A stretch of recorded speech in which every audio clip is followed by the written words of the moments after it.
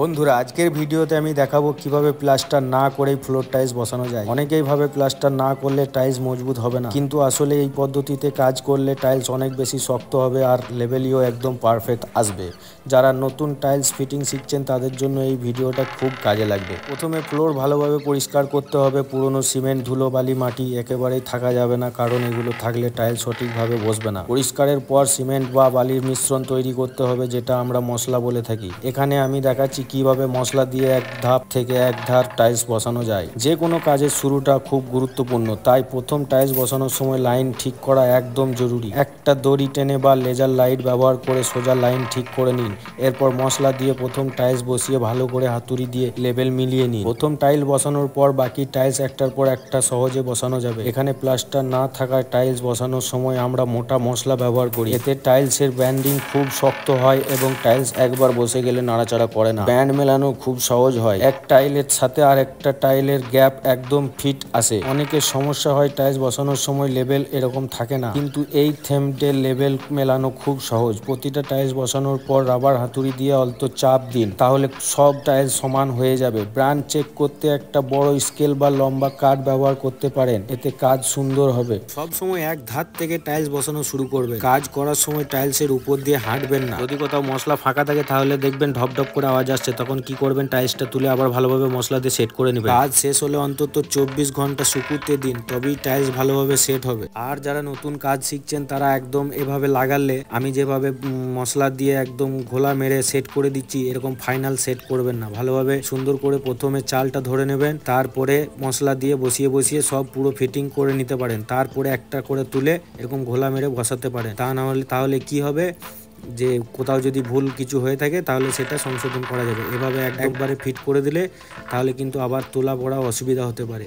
তো বন্ধুরা, এভাবেই প্লাস্টার না করে ফ্লোর টাইলস ফিটিং করা যায়। যারা নতুন শিখছেন তাদের জন্য এটা খুব সহজ একটি প্রক্রিয়া। আশা করি ভিডিও দেখে আপনারা উপকৃত হবেন। যদি ভালো লেগে থাকে তাহলে একটা লাইক দিন, কমেন্ট আপনার মতামত জানান। অবশ্যই আমাদের চ্যানেল সাবস্ক্রাইব করুন, যাতে নতুন নতুন ভিডিও আপনারা মিস না করেন। আর ভিডিওটা শেষ পর্যন্ত দেখতে থাকুন, অবশ্যই ভালো লাগবে। ফ্লোর টাইলস ফিটিং করার আগে টাইলস সিলেকশন খুব গুরুত্বপূর্ণ। বাজারে অনেক ধরনের টাইলস পাওয়া যায়, mat finish, glossy design tiles ইত্যাদি। বাড়ির কোন রুমে কোন টাইলস ভালো হবে সেটা জেনে নিন। যেমন রান্নাঘরে ম্যাট ফিনিশ টাইলস ভালো হবে, কারণ এতে স্লিপ হয় না। ড্রয়িং রুমে গ্লোসি টাইলস দিলে আলাদা সৌন্দর্য আসে। সঠিক টাইলস বেছে নিলে কাজের রেজাল্ট আরো প্রিমিয়াম লাগবে। অনেক সময় আমরা কিছু ভুল করি যেগুলো এড়ানো জরুরি, যেমন মশলা পাতলা করে দিলে টাইলস ভালোভাবে বসে না, লেভেল না চেক করলে উঁচু নিচু হয়ে যায়, গ্যাপ সমান না থাকলে কাজ সুন্দর লাগে না। এগুলো সমাধান সব সময় মোটা মশলা ব্যবহার করুন। প্রতিটি টাইল বসানোর পর লেভেল চেক করুন। স্পেসার ব্যবহার করুন, এতে গ্যাপ সব সময় সমান থাকবে। এই ছোট ছোট টিপস যেমন মেনে চললে একদম প্রফেশনাল। টাইলস বসানো শেষ মানেই কাজ শেষ নয়, রক্ষণাবেক্ষণও খুব দরকার। টাইলস সবসময় পরিষ্কার রাখুন। অ্যাসিড বা কড়া কেমিক্যাল দিয়ে পরিষ্কার করবেন না, এতে রং নষ্ট হয়। সপ্তাহে একদিন হালকা ডিটারজেন্ট মেশিন দিয়ে মুছে নিন। যদি কোনো টাইলস স্ক্র্যাচ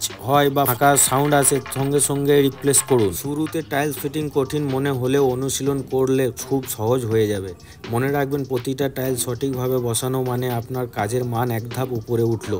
তাই ধৈর্য ধরে কাজ করুন, শিখুন আর নিজেকে প্রফেশনাল করে তুলুন। অনেকের কনফিউশন থাকে, মশলা ভেজা রাখবো নাকি শুকনো রাখবো। আসলে টাইলস ফিটিং এর জন্য হালকা ভেজা মশলাই ভালো। বেশি ভিজে গেলে টাইলস বসানোর সময় নড়ে যায়, আবার বেশি শুকনো হলে টাইলস ভালোভাবে আটকায় না। তাই মশলা মাঝামাঝি ভেজা রাখলে টাইলস একেবারে সঠিকভাবে বসে যায় এবং ব্যান্ডিংও শক্ত হয়। প্রফেশনালরা সবসময় কাজের শেষে ফিনিশিং এর দিকে নজর দেন। টাইলস ফিটিং শেষ হওয়ার পর কোণাগুলোতে সিলিকন স্ল্যাট ব্যবহার করলে পানি ঢোকার সম্ভাবনা থাকে না। আবার সাদা সিমেন্ট দিয়ে গ্যাপগুলো ভরে মুছে ফেললে ফ্লোর একেবারে চকচকে আর নিখুঁত দেখাবে।